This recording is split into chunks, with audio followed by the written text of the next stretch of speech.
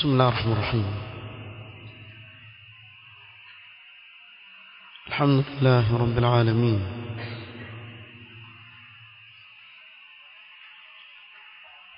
والصلاة والسلام على رسوله الأمين محمد وآله وصحبه أجمعين، أما بعد.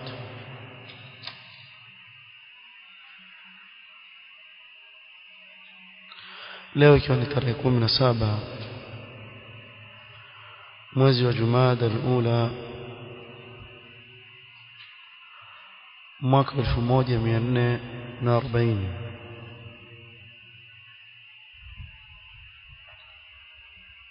turudi tena kama kawaida katika vikao vyetu vya darasa, ikiwa leo siku ya Jumatano baada salatu al-fajr.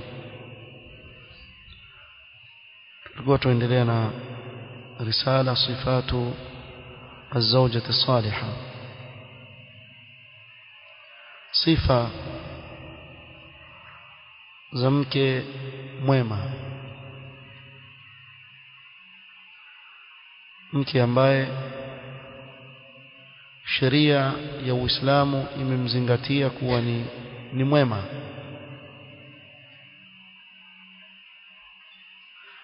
Tulifika albabu al-khamis, mlango wa 5, na mlango huu ndio malengo ya hii risala, kwa sababu mwandishi akaweka kichwa katika mlango sifatu zawjati salihah, sifa ambazo akipambika nazo mwanamke atazingatiwa kuwa mwanamke huyu ni mwema. Tuliwahi kutaja katika vikao vilivyopita baadhi ya sifa hizi, tukasimamia katika sifa ya 4, khidmatu zawjiha. Tukaahidi kuwa biidhnillahi ta'ala tutaweka kikao khas kuzungumzia suala la khidma au kumtumikia mke mumewe. Qala khidmatu zawjiha, kumuhudumikia mwanamke mumewe. Wa awwalu dhalika alkhidmatu fi manzilihi wama yataallaqu bihi min tarbiyati alawlad wa tahyi'ati at-ta'ami wal firash wa nahwi dhalika. Miongoni mwa sifa za mwanamke mwema ni kumtumikia na kumuhudumikia mumewe, na la kwanza kabisa linaloingia katika kumuhudumikia yule mume ni khidma ndani ya nyumba na yale yanayofungamana na malezi ya watoto, kwa sababu mama ndiye mlezi wa nyumba, ndiye mlezi wa watoto. Na hali tunaoiona ya leo, Allah atuongoze na aongoze watoto wetu, wengi katika watoto leo wameingia katika hali ambayo hairidhishi kwa watu, na ukitizama makini utakuta kuwa ni kwa sababu ya kutosimamia majukumu ya majumbani kisawasawa. Bimaana lau kama akina mama watasimamia jukumu hili lao kisawasawa katika kuwalea watoto kisawasawa, basi biidhnillahi ta'ala ile hali ambayo hairidhishi itapungua. Kwa hivyo la kwanza kabisa ni ndani ya nyumba, katika kulea watoto Hii ndiyo sehemu kubwa ya mwanamke. Cheo kikubwa kabisa ambacho Uislamu umempa ni kuwa yeye ni mlezi wa nyumba. Wa tahyiyati at-ta'ami wal firash wa nahwi dhalika, kuandaa chakula nyumbani, matandiko yake kwa sawa ndani ya nyumba na mfano wake. Hani katika yale mambo ambayo atakikana mwanamke amuhudumikie nayo mumewe. Ingawa leo mwanamke ambaye amesimamia majukumu makubwa kama haya aonekana ni mwanamke wa kizamani. Mwanamke wa kisasa ni yule ambaye atatoka aende akafanye kazi kama mfano mumewe anavyotoka asubuhi, kisha nyumbani atawaacha watoto walelewe na pengine mfanyikazi si Muislamu, kisha kwa tarajio pale kutoke mtoto mwema ambaye tarbia yaenda kwa namna hii. Huyo aonekana ni mwanamke aliyeendelea. Ama yule ambaye amesimamia majukumu yake ya kuwalea watoto wake na kusimamia usafi wa nyumba yake na kumhudumikia mumewe, leo katika mujtama achukuliwa kuwa ni mwanamke yuko nyuma, mpaka waona haya baadhi ya wanawake wakiulizwa wafanye kazi gani, nasema housewife, mke nyumbani. Aona haya. Wallahi, kama kuna mwanamke ana kazi kubwa na cheo kikubwa ni yule mwanamke anayemhudumikia mumewe ndani ya nyumba yake. Huyu ndiye yuko katika kazi yake, yuko katika sehemu ambayo Allah subhanahu wa ta'ala amemridhia akae. Waqarna fi buyutikunna, hivi ndivyo Allah subhanahu wa ta'ala alivyowaambia, waqarna fi buyutikunna, mkae mtulizane katika majumba yenu. عن حسين ابن محصن قال حدثتني عمتي قالت أتيت رسول الله صلى الله عليه وسلم في بعض الحاجة. huyu mama asema nilikuja kwa mtume sallallahu alaihi wasallam katika baadhi ya dharura zangu, kuja kumshtakia na kumwelezea mtume sallama ili nipate msaada, au nilikuwa nahitajia kitu kwa mtume sallallahu alaihi wasallam. Faqala, mtume sallama akasema, ay hadhihi adhatu ba'lin, yani kama kusema ewe mwanamke, wewe una mume? Qultu na'am, yule mama akasema ndiyo. Qala, mtume sallama akamuuliza yule mama, kaifa anti lahu, ni kama kumuulizia uhusiano wake na mumewe uko vipi, aishi vipi na mume wake. Qalat, yule mama akajibu, ma aluhu illa ma ajaztu anhu ila uqassiru fi ta'atihi wa khidmatihi, sifanyi upungufu mimi katika kumhudumikia mume wangu na katika kumtii mume wangu, isipokuwa katika jambo ambalo sina uwezo nalo. Ikiwa kuna jambo ambalo mimi siliwezi, basi hilo liko nje ya uwezo wangu. Qala, mtume sallama akamwambia yule mama, fandhuri aina anti minhu, jitizame vizuri uko vipi wewe na mume wako. Makini, kuwa makini mama, namna gani waishi na mume wako. Fa innama huwa jannatuki wa naruki,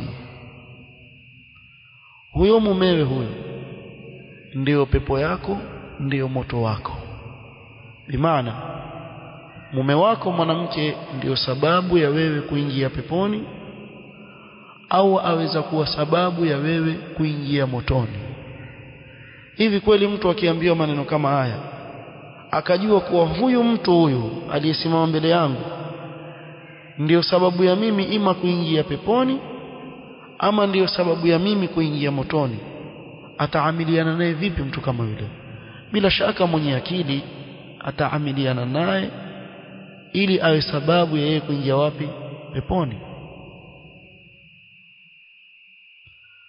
Wala hatacheza katika mlango wa moto, sababu ajua kuwa huyu aweza kuwa sababu ya mimi kwenda wapi?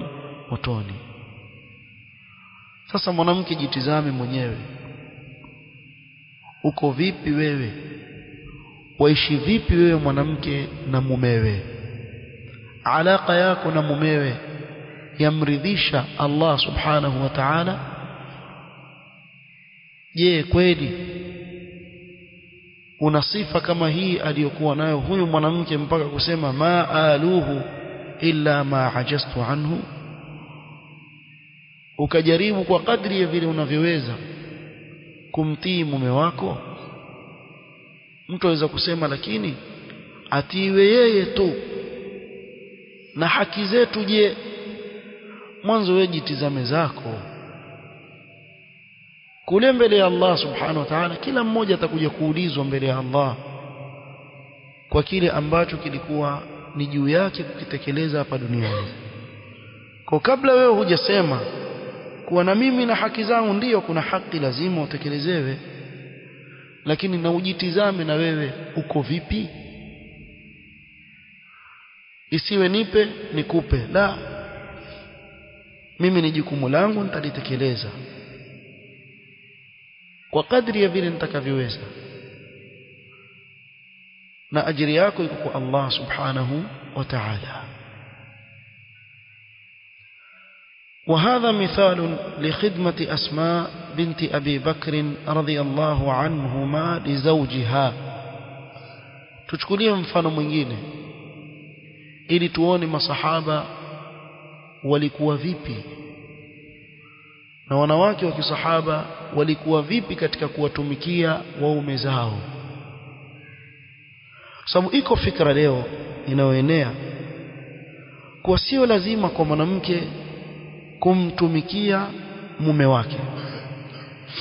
Na yasikitisha, mimi nishawahi kusikiza baadhi ya ndoa ukienda kuhudhuria katika aqd nikah, aweza kusimama mtu ambaye azingatiwa katika mujtama kuwa ni mtu aliyesoma dini, pengine awe ni kadhi, kisha akasimama akasema nani aliyesema ni wajibu kwa mwanamke kumtumikia mumewe? Ile ni fadhila tu yomfanyia mumewe, kupika, kumfulia, kama kumpigia pasi, kumtandikia, zile mfadhila tu mwanamke amfanyia, lakini sijui si lazima kwake. Tusaidieni, lazima kwake nini? Hebu nisaidieni. Ikiwa haya yote si lazima kwake, katukuliwa kutoka kwa babake na mamake akaekwa pale ndani ya nyumba ya mume ili alete dhiki zake ndani ya nyumba, ndio yale. Alafu wengine huja wakasema kule kuoa mpaka wakawavunja moyo vijana ni kama mtu sisi qabiltu zawaja, mmekubali kubeba matatizo yangu yende akantoe roho yangu ndani ya nyumba yangu, ndio itakuwa maana yake. So badala ya kuleta ndani ya nyumba furaha, kwenda kubeba matatizo aleta ndani ya nyumba. Nini? Nimeleta sanamu lije likae, kazi yangu mimi kulilisha, kulivisha, kumfanyia kila kitu yeye. Hana kazi yeye, hakuna la wajibu wake. Na ndio pale utaona kuwa baadhi ya wanawake wakifanya mambo haya, mwisho huja wakawaambia waume zao kuwa mimi wewe nakufadhili. Wewe umfadhili nani?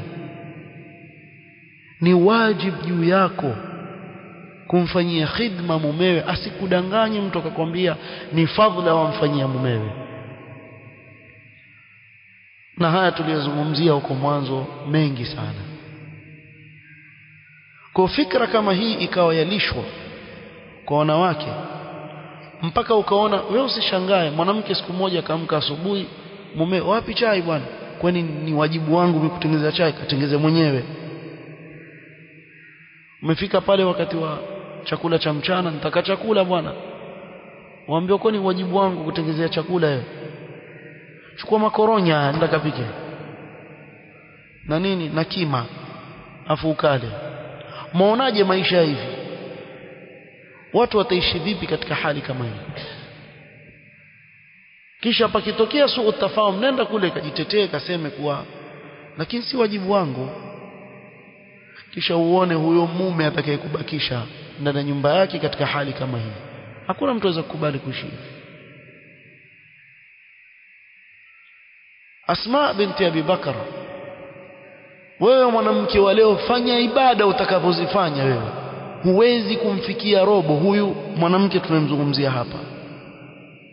baba yake ni Abu Bakr as-Siddiq radhiyallahu anhu arda, al-mubashshar bil janna, siddiq hadhihi al-umma.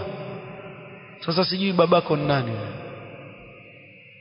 Huyu babake ni Abu Bakr as-Siddiq radhiyallahu anhu arda, ambaye katika huu umma, katika ummati Muhammad baada ya mtume Muhammad sallallahu alaihi wasallam, aliyembora katika huu umma ni Abu Bakr as-Siddiq radhiyallahu anhu arda. Mbora kabisa, na si mbora wa kujisifu, la, mbora kwa nas,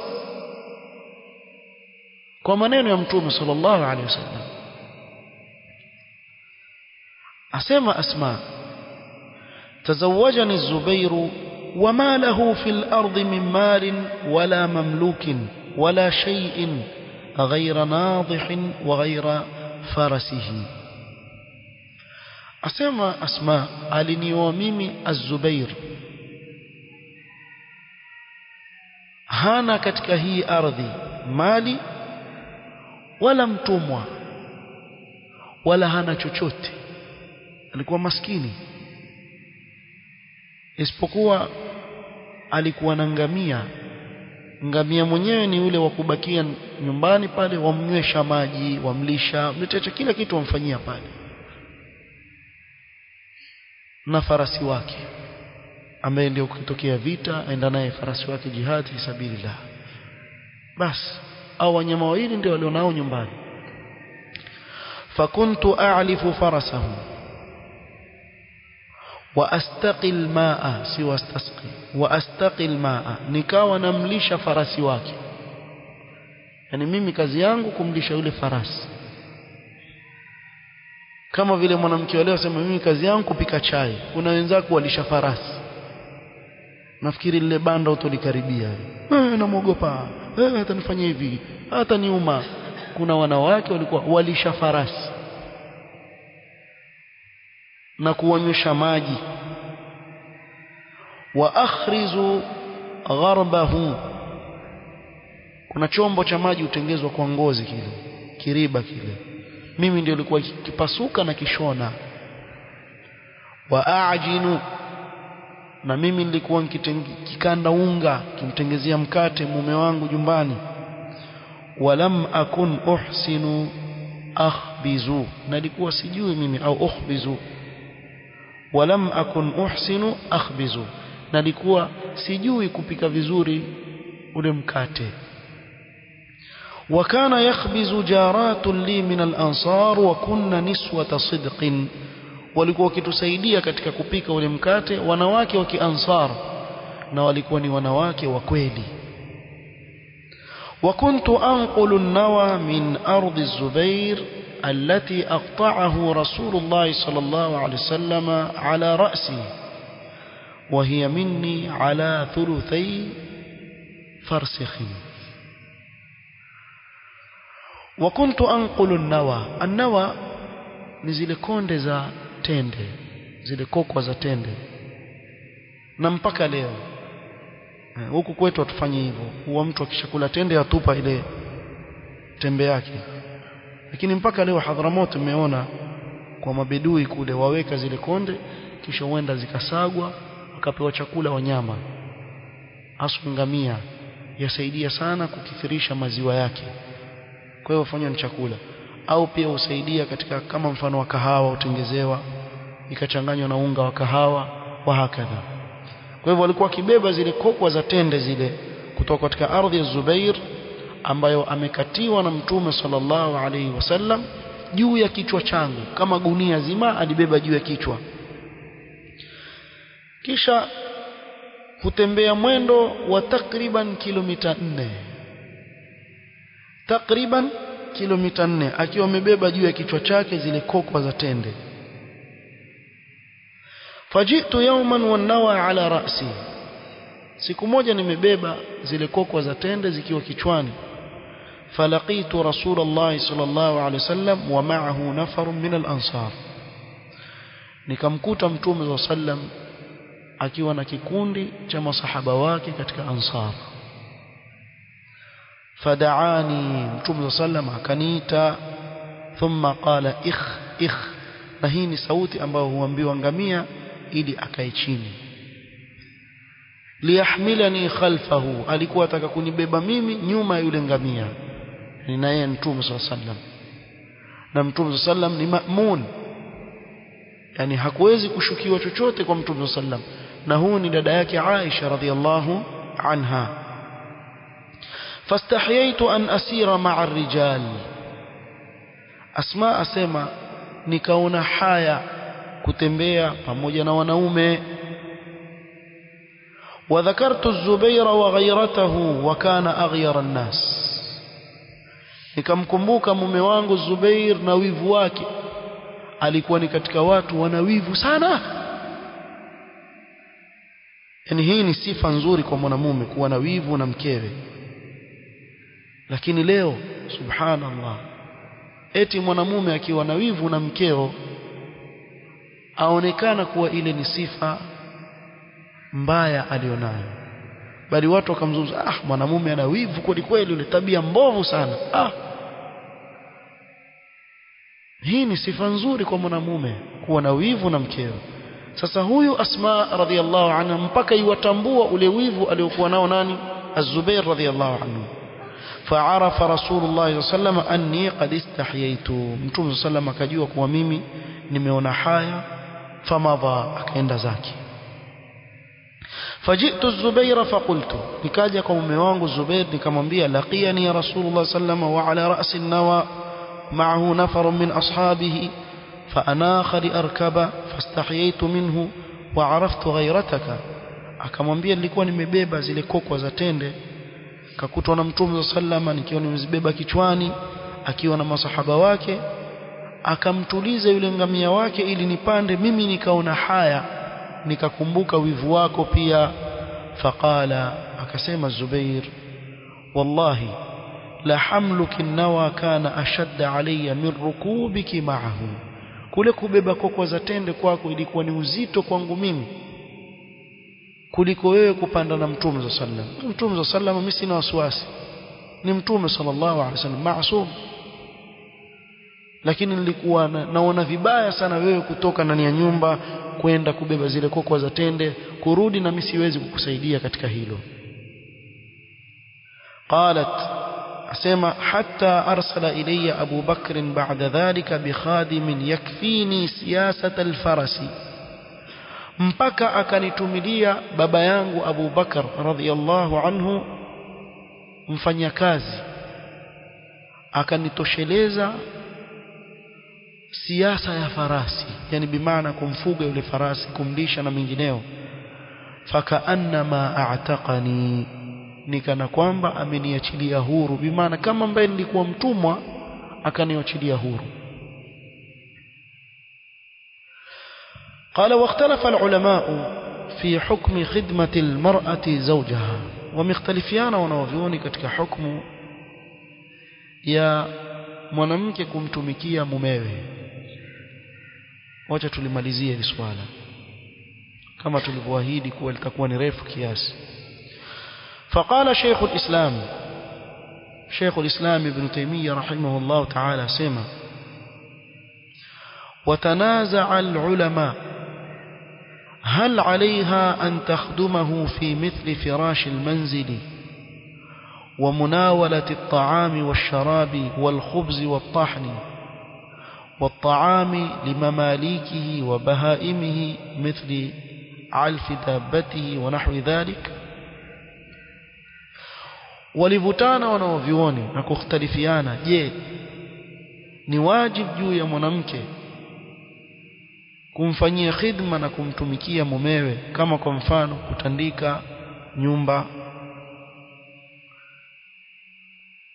kumtayarishia chakula na kumletea na kinywaji, mkate ule, kusaga unga, kuwalisha watumwa wake na wanyama wake, kama mfano kumlisha mnyama wake na mfano wake katika khidma kama hizi. Faminhum man qal, wapo katika wanavyuoni waliosema la tajibu alkhidma, sio wajib kwa mwanamke kumtumikia mumewe. Wa hadha alqawlu dha'ifun, na hii qawl ni dhaifu. كضعف قول من قال لا تجب عليه العشرة والوطء، kama vile ni dhaifu kauli ya yule anayesema kuwa mume sio wajibu juu yake kumtosheleza mkewe katika tendo la ndoa. Hii kauli ni dhaifu kama vile yule nyingine ni dhaifu. Kwa hivyo anayesema kuwa sio wajibu kwa mwanamke kumtumikia mumewe, pia aseme na sio wajibu kwa mume kumkaribia mkewe, akae naye tu mle ndani waangaliane, akae akienda kishtaki ambiwe si wajibu wake, weka tu huko. Kama vile wewe pia si wajibu wako kupika pilau, biriani, si nini, usipike pia wewe pia kaa na yeye pia si wajibu wake. Kwa hiyo watu wamekuja utizamana kama picha tu vile, tutizamana hivi kisha twenda zetu, namna hiyo ndio maisha. La, kauli dhaifu kabisa.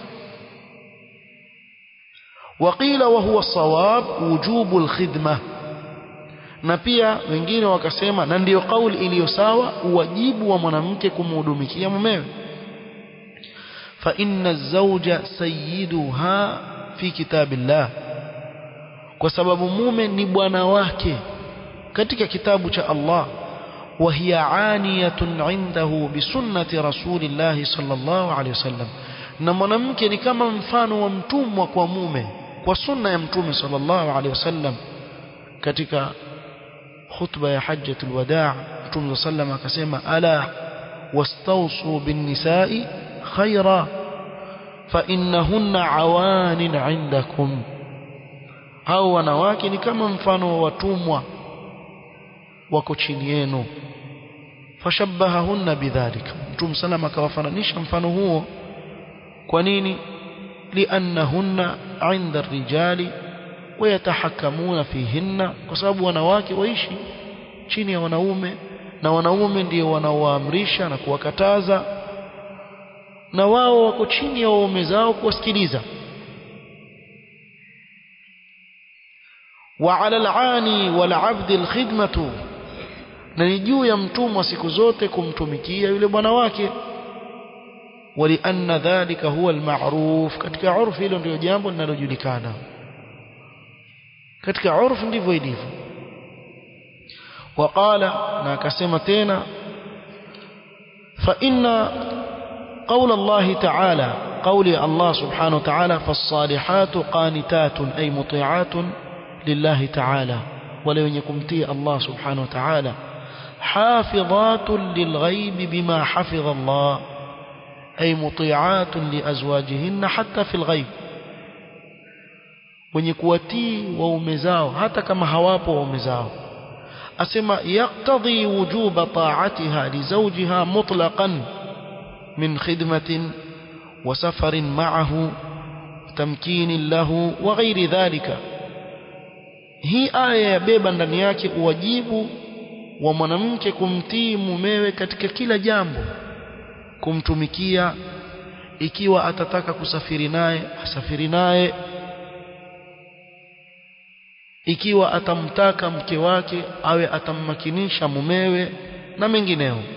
Kama tajibu ta'atul abawaini, kama vile ni wajibu kuwatii wazazi wawili, kama vile mtu ni wajibu kuwatii wazazi wawili, ni wajibu kwa mke kumtii mumewe. fa inna kulla ta'atin kanat lil abawaini intaqalat ila az-zawj, anapoolewa mwanamke, sikilizeni vizuri, anapoolewa mwanamke, taa yote ya wazazi wake wawili yaondoka yenda kwa mumewe. Anapoolewa mwanamke, taa yote ambao alikuwa akiwatii wazazi wake, baba yake na mamake, yaondoka kule yaenda kwa mumewe. Bimaana ikiwa kutagongana baina ya mumewe na baba yako, wewe mwanamke utamtanguliza nani? Mumewe juu ya baba yako. Pengine mtu aweza kuona ni zito ile, ndio ilivyo. Sasa wewe angalie leo, mpaka kuna baadhi ya watu ambao wamewachana na wake zao, sababu kubwa utakuta kuwa ni mzazi baba na mama kuingilia katika maisha ya mume na mkewe, na mke akamtanguliza nani? Bimaana aweza kuja mwanamke amwambia mume ghafla tu, mimi kesho nasafiri. Kwa ruhusa nani? Wenda wapi? Babangu ashasema. Babako nani? Baada ya kuolewa babako weka kando, sasa ni kumtii mume wako. Taa ya yule baba yako na mama yako ishaondoka kutoka kwao, imekwenda kwa nani? Kwa mume. Wala hii haijamaanisha uwafanyie uovu, la, lakini tuzungumzia uzito baina ya taa ya mume na taa ya mzazi. Kwa mwanamke, taa ya mume hutangulizwa juu ya taa ya mzazi. Sasa kama vile unavyowafanyia wema wazazi wako na uwajibu wa wewe kuwafanyia wema wazazi wako, ule uwajibu umeondoka kutoka kwa wazazi wako wewe mwanamke, baada ya kuolewa ukaelekea kwa nani? Kwa mumewe. Nafikiri liko wazi. Kwa hivyo tuondoka hapa na kusema kwa katika sifa ya mwanamke mwema ni kumtii mumewe na kumhudumikia mumewe katika nyumba yake. Wallahu ta'ala a'lam. Subhanakallahumma wa bihamdik ashhadu an la ilaha illa anta astaghfiruka wa atubu ilaik. Barakallahu fikum.